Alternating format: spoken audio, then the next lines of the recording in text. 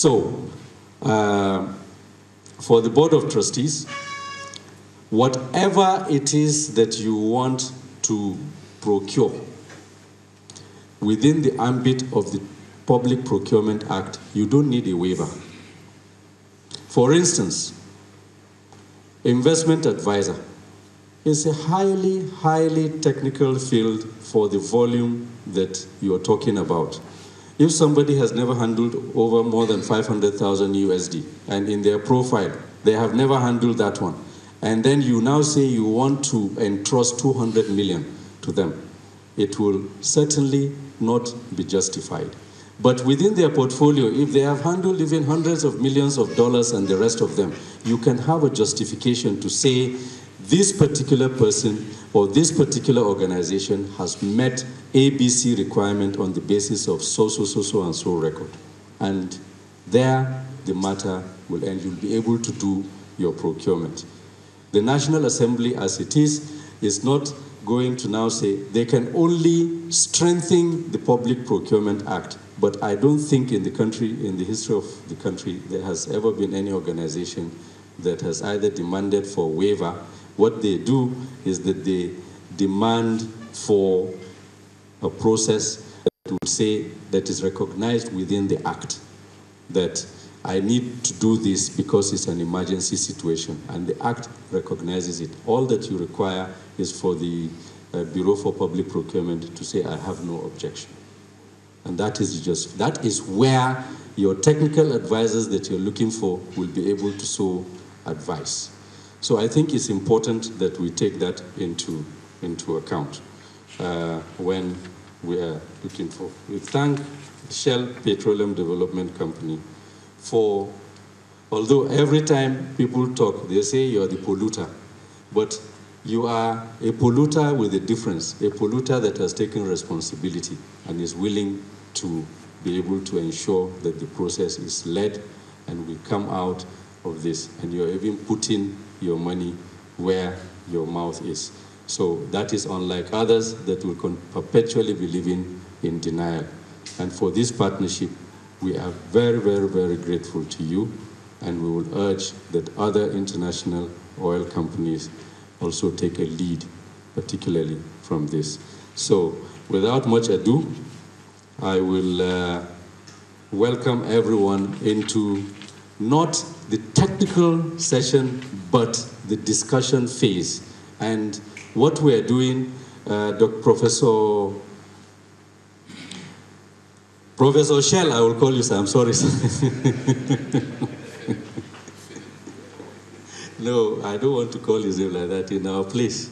Elders are never called by their names, no matter what. That's why I keep saying economist, I keep saying ABC, but if it is Marvin, I will say Marvin, because I know I'm older. So,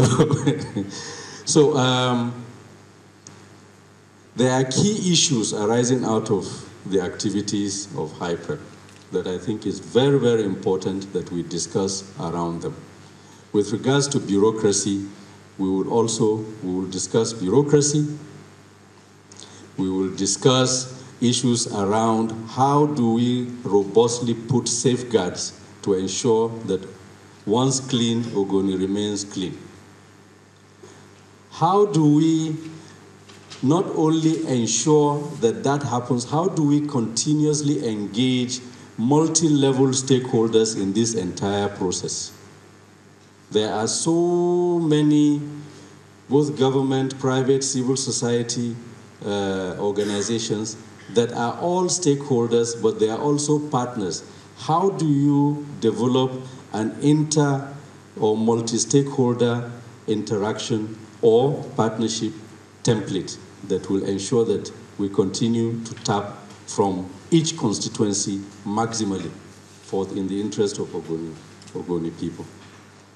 And further, when you're talking about funding, how do we now mobilize not only the resources that already have been clearly identified, but how do we now mobilize around ensuring that the legislature pushes additional resources from the federal government to take care of the governance framework? How do we communicate not only to to the people that are so technical inside this room, but how do we communicate issues of pollution, pollutants, remediation, restoration, and so on, which so many people will say in a big grammar, or in my place they'll say it's Babanturanchi. But how do we now break down this in such a way that we are able to communicate to the woman in Ogoni that is aptly captured by the picture of Madame and husband that Amina went to see in Ogoni land? How do you now communicate to such people that there is lead in water, that there are other benzene compounds inside water? This is how we are taking this thing out. Because it's very important if Ogoni is to remain clean. So this is what, and there are a number of issues that will come as a result of discussing some of these things. So it is important that this conversation is guided by the key issues that we have. So without much ado, I will use a non-democratic means of handing over the mic to... Are you scared? Sorry. Well, I'll give it to Dr. Marvin Dekil, but I will urge that somebody should facilitate this conversation so that we're able to harvest the best of ideas, so that this does not end up just being another talk shop. Thank you very much.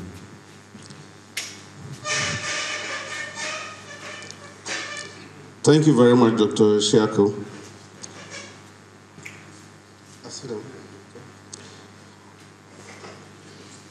Okay, thank you for opening this discussion, the interactive session. What we want to do here is to hear from you your views on the best way forward for the project. We've highlighted the things we've been doing.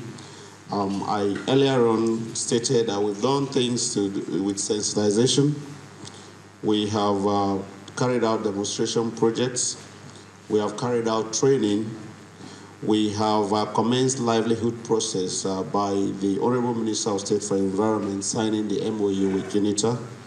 We have commenced the health impact study, the preliminary stages, through the health outreaches in the 4 LGS, which is ongoing as we speak. And we are also involved we're talking to the United Nations systems in order to support our project management team through UNOPS, and they have been here. We are also having we've been having a framing session with SPDC. Also this is to enhance our project management capacity, which we have been doing.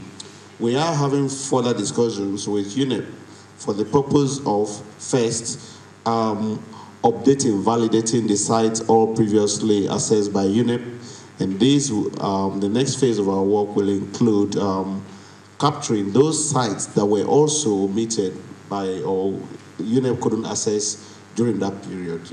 The purpose of this is to have complete data on the contamination of each of the sites to enable us to develop a comprehensive remediation plan for the sites, which are all site-specific.